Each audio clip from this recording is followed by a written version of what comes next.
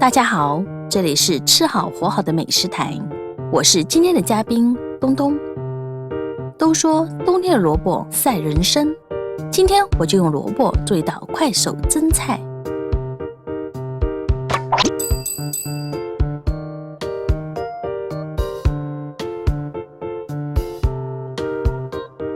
白萝卜去皮，切成2毫米的薄片。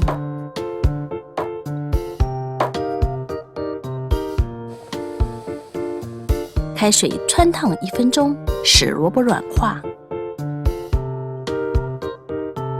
捞出过冷水。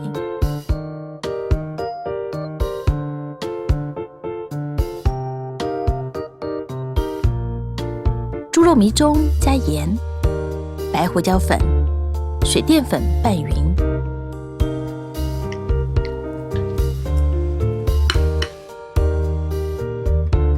下萝卜丁和葱花，搅至上劲。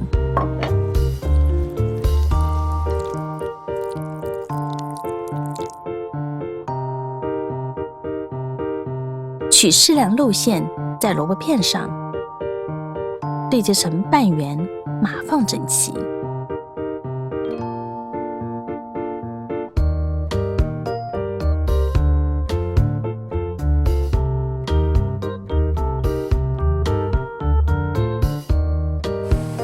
蒸锅上气，大火蒸至15分钟。